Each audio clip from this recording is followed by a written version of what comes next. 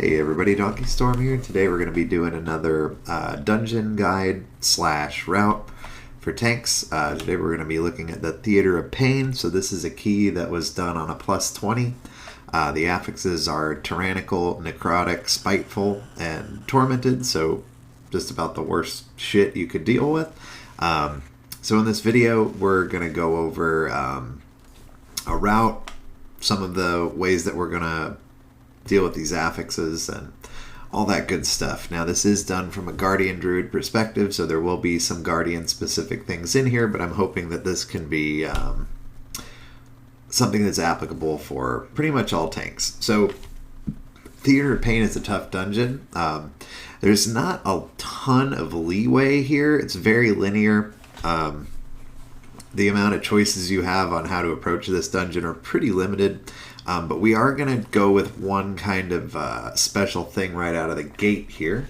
And we're going to skip these first three mobs, and we're going to pull the Bloodhorn into the boss. This is nice because this first trash pack is actually pretty difficult. It's the kind of pack that you would want to use DPS cooldowns on if you were going to pull the entire pack. But that's problematic because you have a boss immediately afterward.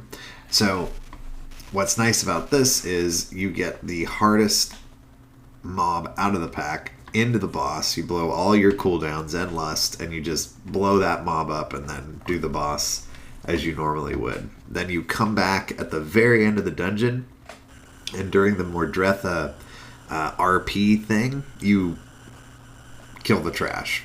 And then you finish Mordretha and you beat the game. So we're going to take a look at this route. There's going to be some other little tricky things in here, but it's pretty standard. But let's take a look at some Theater of Pain. So you don't need to invis this. You can do pretty much anything you could do in your typical Mists of Tyrna Scythe skip, but we're going to just invis it. We're going to grab the Bloodhorn.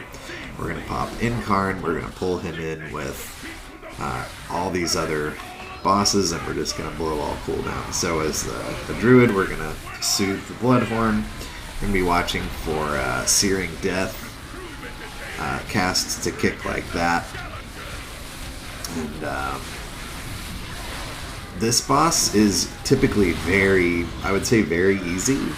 Now, Necrotic is going to add a little bit of, let me just turn the sound down here a little bit. It's going to add a little bit of extra difficulty here because you do take quite a few melee swings early. And as you can see here, the stacks are going to start to add up. So what I like to do right here is when Decia does her fixate on another player, instead of immediately soothing it like you normally would, use this as an opportunity to get away, drop your stacks, and then soothe her. I did somehow soul shaping actually caused me to get fixated, which is kind of perfect, honestly.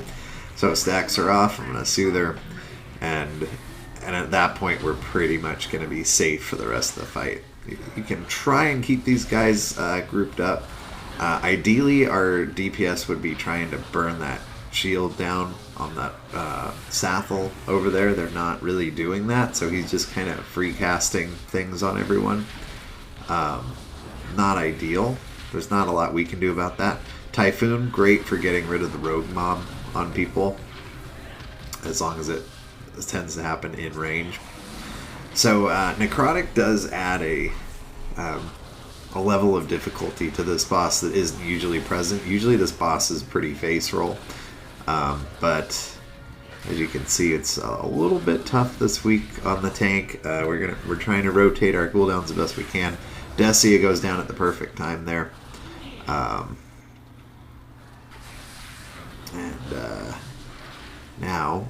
Now with Decia dead, pretty much all the pressure is off of you as the tank. So we do a little Heart of the Wild Convoke here. There's really no danger in this. Our kick's not up, so we wouldn't have been able to get that Searing Death anyway. So yeah, once Decia goes down, you're pretty much in the clear here. We got, looks like somebody went over and got that stun, so we're looking pretty good. One thing that did not happen in this group was the Searing Death was not getting kicked very much. I think I actually will check on the kicks here once the details updates, because I was noticing it felt like it wasn't getting kicked at all, which it makes life difficult on your healer. Yeah, so I had 7 kicks on it. The mage had 4. 1 from the hunter, nothing from the monk, which is, you know, as your melee, yeah, they're not ideal. I was the only one who kicked any Searing Deaths, so we're lucky that went as well as it did, honestly. Okay, so we'll come back for those first 3 mobs. We're going down the chute to get the soggy bottom boy, Sagadon. Nothing much to say about this guy. Just break the chains, move out, rinse and repeat. Might actually skip ahead here just a little bit. No, we will not. We will just watch Sagadon. So yeah, Sagadon, not skippable in my opinion in Theater of Pain on a Tyrannical key. That's going to be any difficulty at all. The Reaping Scythe on the last boss really hurts. I would not want to take that hit with Sagadon alive, so I do not recommend skipping Tormentors in here. I have done it with Oros, but I don't recommend it unless you're really crunched for time. It's tough. You got to have some very solid movement speed and a lot of trust in your group. Alright, so we're going to take Stoneward. We're going to dip into the military wing here, I guess is what it's called. Now, your Incarn is always going to be back up at this point, so I always combine here these guys with whichever mini-boss we happen to get. Not much danger in doing this. Even on a Necrotic week, this stuff's just going to die. And the mini-bosses can be a little rough on a fortified week. You're definitely going to want to use some defensives on them. So I tried to get away there for a second for Necrotic, and luckily he just happens to not hit me, I guess, and I'm able to reset my stacks. So we're going to combine this pull, we're going to grab the Tormentor, and then we're going to dip out of this wing and head over to the portal wing. And the reason for this is so we can get the anima power from Varuth, and then we'll come back to this later. This will be the last boss we do before Mordretha. So, yep, just waiting for this guy to go down, and not standing in bad. One thing to note here is pretty much any time your Incarn is up, you should be looking for pulls to combine. Like, doing those first 3 guys with Incarn up is just such a waste. I do not advise, however, pulling any of the mini bosses with the Tormentors, because some of the way the mechanics work, like, you know, if you got like a whirlwind and a wave of fear at the same time, I mean, that's kind of like opposing mechanics, right? You have a stack and a spread going on at the same time, so you don't want to combine this guy with the mini boss. You could combine this guy with the other 3. Instead, there I get I get feared trying to do a Moonkin Convoke. At least it didn't interrupt my Convoke, so I got a quick Dispel. And Tormentors are not a bad place to try and get a boomy Convoke off. Wait till they start casting stuff. They're typically not melee swinging you, and you're usually good to just drop a big old Convoke on their head. So with them down, we got the anima power. We're going to head to the portal wing. Even though I've done this dungeon like hundreds of times, I always have to check my map to remember which one is which. So we're going to grab 6 ghosts, and then we're going to line of sight them around the corner. So I believe I typically, soul shape here, and we want to use a big little AoE stun here, kick what we can. And then on a Spiteful, so I'm going to use my High Mountain racial there. On a Spiteful week, you want to be ready to CC these things or Typhoon them or root them or whatever you're going to do to help your group out. And then here, Incarn's always back up again, so this is not a bad place to use it. Just to make sure that you don't... There's a lot of healing going on for your healer here. Using Incarn just kind of ensures that you're going to be set. It also does a lot of damage to these things that can hurt people quite a bit. So we want to get them around the corner here. With Incarn rolling, we're doing a lot of damage to these guys, and they aren't going to hurt people for too long. Also going to be nice too on these shades, as you can't skip these really because you have nowhere to go. So we do need to kind of stop and kill these. Alright, so we'll grab the Portal Guardian around the corner, and then we'll do Oros. If you're, super, super confident in your group, you can combine these, but didn't really seem necessary to do. As a Druid, Dispel Curses in this wing always. Just do it. It helps your healer a lot, especially if they're a healer that can't Dispel Curses themselves. It doesn't really take anything away from what you're doing, so help out and dispel the curses. So we'll grab Oros.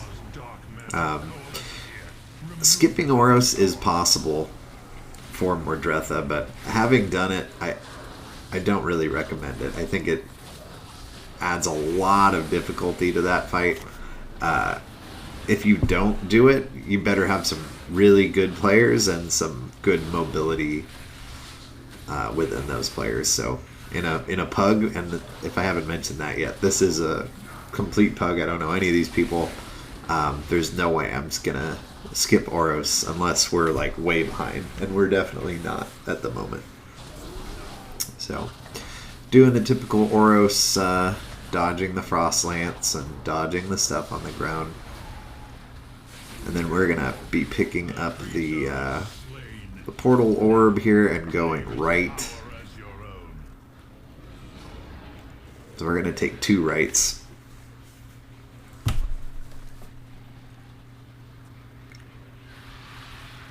And anybody who has an offensive Dispel should always get the Bone Shields off these guys. So I'm using my my trusty I got first kick on X macro.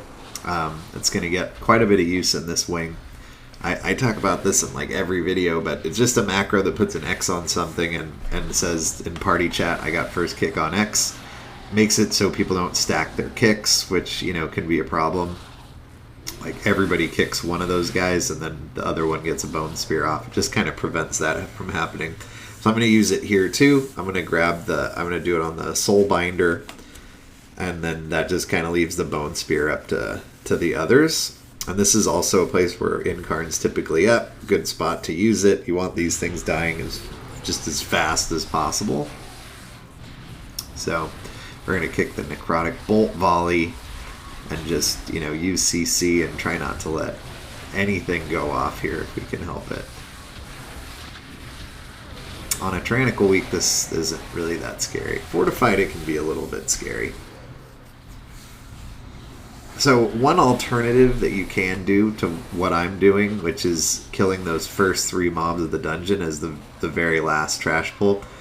If you don't want to pull them at all, you can pull all these side mobs. You do need to pull all of them, which I think is slower, but I have seen many people do it that way.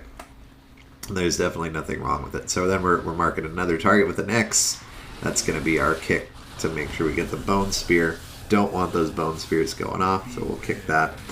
I like going this way. I feel like it's more count efficient and faster than doing that the platform with the double wind guys. So I never go that way anymore. Those guys just don't feel worth it. So this seems to be the standard way of doing it these days. Yeah, when this guy does his spinny thing, really good opportunity for Heart of the Wild Convoke to kind of help speed things up a little bit. He won't do any melee swings during that time, and then we're going to head through the last portal as soon as the Spiteful dies. I do kind of wish they would make it so you could go through portals or like the walls of mists with those things up. So we're going to call the kick target on Soulbinder again. Let people handle that Bone Spear. And try not to get hit by the wind. Try to Dispel Curses to help our healer out. This curse especially is nasty because it fears people and leaves pools on the ground that make it really hard for anybody that has to stand and hard cast to do anything. So help get those off anytime you can. So things are looking pretty smooth for my group right now. Nobody's getting hit by wind, which is always nice. At any level, it seems like that's a thing that happens. These shades are slowing things down considerably, as they always do. And we're going to be heading over to kul'tharok. Seems like it's been ages since we did a boss. So lust is, we always want to lust this boss. This boss is really a healer check more than anything. A lot of damage goes out. As the tank, this boss is a little bit of a snooze. There's not much to talk about here from a tank perspective. Use your defensives if you get the debuff on you, as if the healer should not be dispelling you. They should be letting you get that and dispelling DPS instead. So when you get it, use a defensive. Frenzied Regen along with it pretty much negates it from your standpoint, which is what the healer wants. Draw Soul also is an opportunity for a Convoke because kul'tharok won't melee during that time. So I do it here. A little bit slow on getting it off, but we get it off. Necrotic actually can come into play here. If you basically just get unlucky and your stacks get a little bit too high. But draw soul, see there, I was like 1 second from resetting my stacks, and I probably should have just backed up during that draw soul a little bit. Because you do need some big heals once you get that. If you get that debuff, you can't completely negate it. So as you can see here, this draw soul, I back up a little bit so I don't get meleeed, and then move back in to reset my stacks. Because that healing debuff is no good. So yeah, as you can see, this fight puts a lot of stress on our healer. I think we are going to have a death here shortly, or at some point. So yeah, tough fight for healers. As if you're a tank class that can do some off healing, it's not a terrible idea to help them out. As a druid, you can't do much to heal others, so if you take Resto Affinity, maybe you can get a heal Convoke out, but it almost feels better to just get the damage Convoke out and help kill this thing in time. But as you can see, other than that, there's really nothing, no positioning, no tank buster really to worry about here. Just survive the debuff, and you'll be good to go. So I am holding Incarn. There's no reason for me to use it on this guy. I already know when I want to use it, and it's not this guy. So as that boss dies, we've got Incarn ready for a nice big juicy pull in the Barrow of Carnage here. So we're gonna grab this entire first room. I would do this in any situation except bolstering, probably. I'm going to mark my kick target. I'm going to pop Incarn, and we're just going to go to town here. The only danger in this is just making sure that the Withering discharge gets kicked, interrupted, whatever, every single time. If that starts going off, this gets really hairy in a hurry. But other than that, there's no reason not to just blast this wing. Especially if you got Incarn up. So I like to save Incarn to make sure that I have it for this.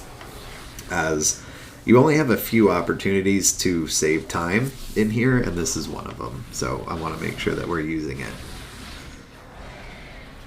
So I'm going to, once Incarn drops, I'm going to reset my stacks. I don't care about stacks at all while Incarn is up, but once it goes down, we're going to reset those Necrotic stacks.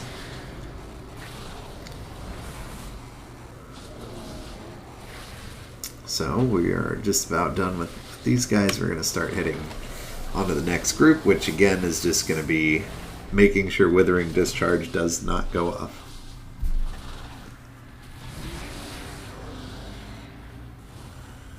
So again, I'm going to mark a kick target for my group. And same thing applies here. No Withering Discharge. That's the name of the game. No Withering Discharge. There it is. Kick it. Stun it out. Do whatever you got to do to make sure it doesn't go off. The butchers do devour flesh, and I don't think I had anything to stop it, or I may have been too focused on the discharge. But devour flesh is a heal for them, and it can't be kicked, but it can be stunned. So doing that whenever possible is a good idea. Okay, so we're grabbing Arkleth, pulling him out here. It's not a great place to fight him, but we don't want to have to kill the gas bag. They've got a lot of health, and they're just not efficient.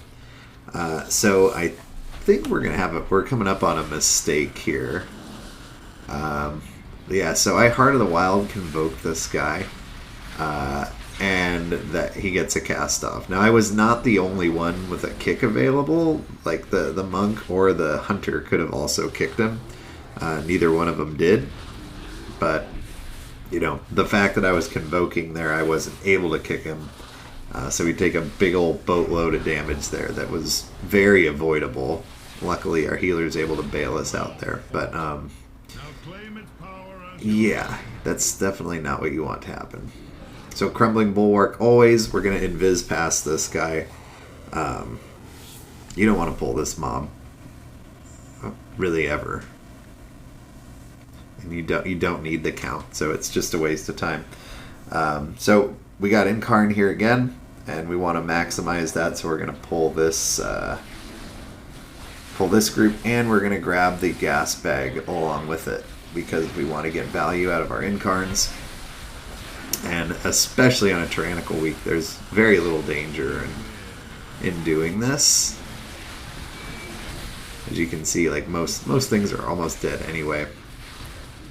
So you got to combine when you can in this dungeon, because there's not a ton of opportunities. Like the military wing and the portal wing are like, we're gonna just reset our stacks here, are like almost completely fixed just because of the way they're laid out. This is the only wing where you really have any leeway as far as like combining some pulls. So I recommend that you do that if you feel safe in doing it. And we're going to do it again here. We're going to grab all these little guys, and then once we kind of get aggro and get them under control a little bit, we're going to grab the other two and do this all as one. Get the discharge. I mean, there's really no danger in doing this either.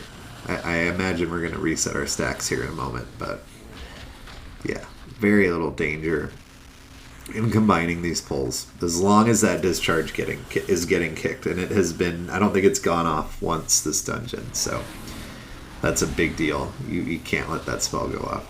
Stun the Devour Flesh. We just barely get something off there. And now it's boss time. So I ask if the Paladin's mana is good. The Hunter just pulls anyway. You know, standard pug stuff. Luckily he's at 50%, which should be good enough. Lust is not up yet, which is good because it means we're going fast, but it's bad because we're sort of wasting a lust here. I think the ideal thing would probably be to just pop it the instant it comes up, because you're not going to want it until Mordretha's 50% phase at the end of the dungeon. So I didn't even really notice this during the dungeon, but yeah, Lust as soon as it's available.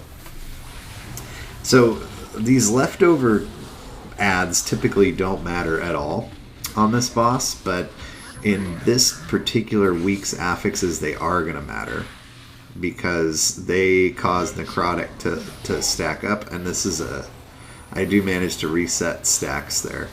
But as you can see, things are getting very hairy. I am very close to dying there. Our Paladin dies. I'm trying to get a battle res off on him. And I end up just popping Incarn here, which is not a bad idea, honestly. I don't typically like to Incarn situations like this, but with the healer falling behind, and I do have 3 targets to stack Thrashes up on, and no big pulls coming anytime soon. Using Incarn here isn't the worst idea in the world. Not ideal, but there's really nothing else coming up that Incarn is going to be super helpful for in the next 3 minutes. So anyway, we got Lust coming off cooldown. Now let's see if the mage recasts. Looks like he's not. So yeah, ideally you would re-Lust immediately because you're not going to get any value out of it otherwise. Things are getting pretty hectic here, and I understand why nobody called for it, so understandable that he didn't do it. And then anyway, for gore chop specific stuff, just use cooldowns on Hateful Strike if you're able to. Make sure you at least got Iron Fur or something rolling for that. You don't want to take a naked Hateful Strike to the face. Hurts quite a bit. This is one dungeon where some of the tank buster stuff, like on some bosses it feels like it doesn't even really do much at all, but some of these guys hurt a little bit. Especially with Necrotic stacking up on you. Alright, so with about 13 minutes left, we head into our final wing after a pretty hairy gore chop fight. Now we already got... we have the first mini boss down in the military wing already. We did miss Lust here, which is not what you want. But spoiler alert, we are going to time this. So we are going ahead at Herruja the Bloodthirsty. Yeah, these mini bosses have pretty easy to understand mechanics, like kick the stuff, don't stand in the circles, typical WoW stuff. If you made it this far, I'm sure, don't tell this mage that, because he didn't, but if you made it this far, you should be able to understand it. And you can sneak in some convokes here when they start their casts for stuff like the charge, and just, back away, create some space between you and the mini boss. On fortified weeks, these guys can be a bit of a pain. On tyrannical weeks, they're not too bad. And you can see Incarn just came off cooldown again. I feel that the Incarn places in this dungeon are very fixed.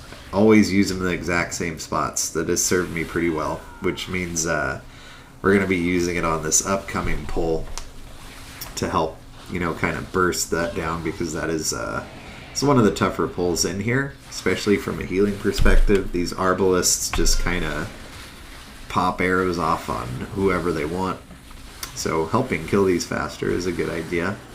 Obviously the captain has to die first before these other guys really take a whole lot of damage, and then you want to use your CCs. I'm using my High Mountain Tauren one there, and Typhoon, and just anything you can to interrupt the arbalists, because they will chunk your DPS, and if they happen to both shoot at the same guy, it can be bad, and people can just kind of fall over. Alright, so one more mini boss and then we go boss. So same thing here, you know, cycle your defensives and see if you can pop a Convoke off like during Whirlwind. Mine's not up yet, but that's the ideal way to do it.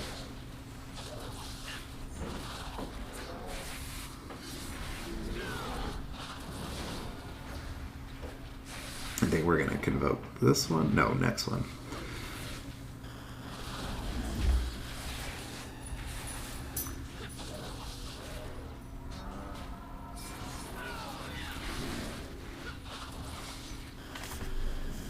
So losing out on that Lust definitely does hurt us a little bit. It probably costs us, I don't know the cost of a Lust. It feels like maybe 30-ish seconds. That might be over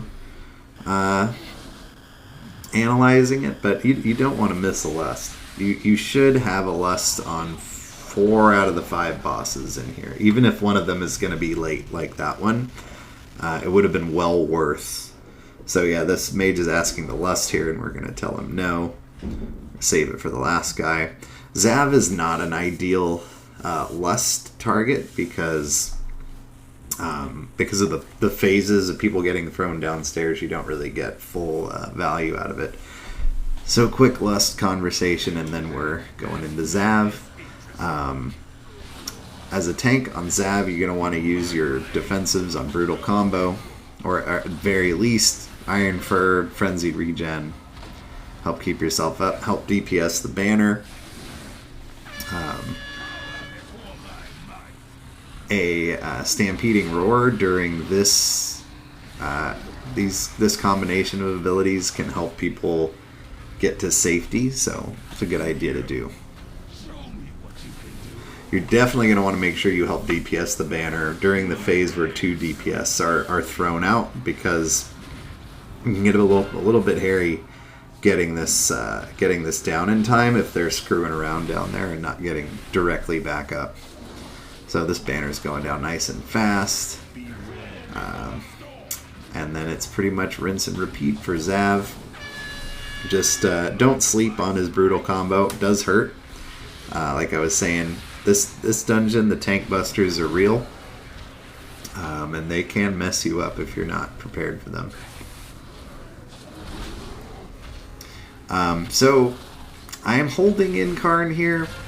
I have an idea of when I want to use it, but I don't really know if it's probably worth just blowing here, just given how long these boss fights take on Tyrannical. I would like to have it up here. I eat an ability for no reason. I guess I was like playing in that Convoke. I don't know why I got hit by that. I would like to have Incarn for grabbing those 3 trash mobs that we've got left and pulling them into the boss. It's also nice to have Incarn for some of the phases where all the ghosts pop on Mordretha. I believe we'll actually have an Incarn for each of those, so I don't think saving it here was necessary. I think that was a little bit overly conservative on my part. You can probably blow it on this guy if you want. So, bosses take a long time on Tyrannical, and sometimes you run out of things to talk about. Did I mention to help DPS the banner? If I didn't, make sure you do that. And even when Zav gets low, like 8% like now, just kill the banner, because you're risking a wipe if you try to focus him. Or if even one person dies from that, like, whatever time you gained from it, you lost. Okay, so one nice thing about the invis skip that we did is that we actually get to make use of some of that RP time that's coming up here. So we want to haul ass back to this teleporter, go straight to the trash, and start DPSing it and pulling it toward Mordretha. Because if anything's even alive by the time you get there, it's going to be almost dead. So we pop an Incarn here just to help kill this stuff faster.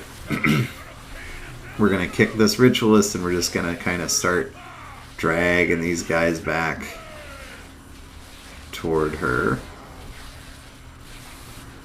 I'm pretty sure they'll be dead before we actually get to her, just because this ritualist keeps casting stuff.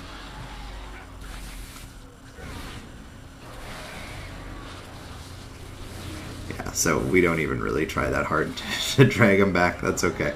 The ghosts can just stay over here, and we're gonna grab Mordretha, going into Mordretha with 5 minutes.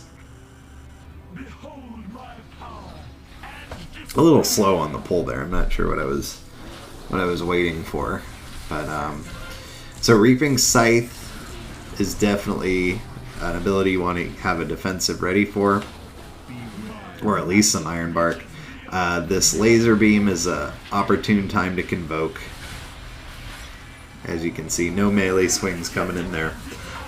Grasping Rift. You can Stampeding Roar if you need to. I like to do a nice AoE stun here when these things come out. Interrupt those. Let your DPS blow them up. Phase 1 pretty easy. It's mostly the Reaping Scythe that you need to worry about. And then Phase 2 gets a little bit hectic. Also, this guy lusted at the beginning of the fight. I did not actually notice that. Not really ideal. I would much prefer lusting at the 50% mark, because things really get hairy there. As you can see, that Reaping Scythe just like chunks half my health. I don't think I had anything other than an Iron for rolling there, but it hurts. So she's going to phase now. This is where things get a little bit tougher. We're going to try and get a stun out on these. So you want to reposition her to any place that just seems clear of ghosts. So in this case, we didn't really need to go too far for that. And then this is not ideal, though. We got a ghost spawn like right on top of us. A better spot would be in one of these corners here, but there actually was a ghost there, so that wasn't really an option. This moment here, where she does a Reaping Scythe during all the ghost spawning and things like that, is the one you're really going to want to use. Make sure that you're using a defensive for. So we pull her to a clear spot. Everybody dodges the incoming riders. We got a Scythe coming in. Hurts a little bit. But we're about 15% away from timing this bad boy. So, pretty clean run. In top, there's not much wiggle room. If you make too many mistakes, you're going to be done. Like, this was a clean run with pretty solid DPS, and we timed it by 2 minutes. But I would say, not a lot of room for error here. Maximize whatever pulls you can. And anyway, hope you guys enjoyed that. Hope it was helpful. I will put the MDT route in the description if you want to check it out for future reference. And anyway, I appreciate your comments. If you liked what you saw here, subscribe, like, and I will see you next time.